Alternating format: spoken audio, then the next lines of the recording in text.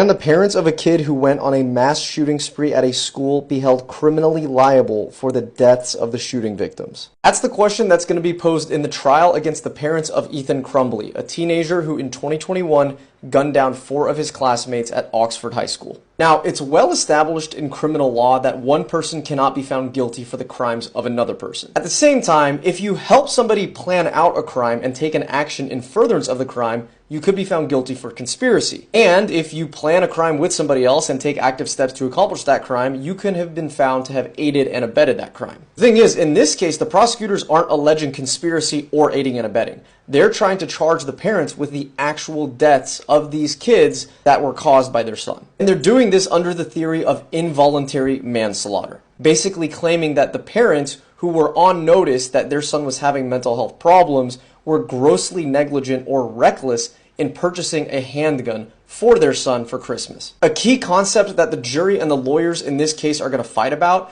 is foreseeability. Was it foreseeable to a reasonable person in their parents' shoes that their son was struggling, and so that buying a handgun for their son could have resulted in these deaths? AKA, was it reasonably foreseeable that their son would become a mass shooter? If it was, then the parents could be held liable for involuntary manslaughter. And if it wasn't, then the parents should be let off the hook for this. But to be clear, they could still be charged in a civil case under tort law or found guilty of other criminal acts that are not related to the manslaughter charges specifically. Evidence of the parents' negligence in this case includes the fact that the son was caught searching for ammunition online and the parents did nothing about it, as well as the parents' failure to respond after the school notified them that Ethan was caught with drawings depicting a handgun and the quote, "The thoughts won't stop, help me." If the parents are actually found liable here criminally for the deaths of these kids, this would be a huge deal in the law, because it could set a precedent that other courts all over the nation could now turn to when they're faced with similar cases of parents missing signs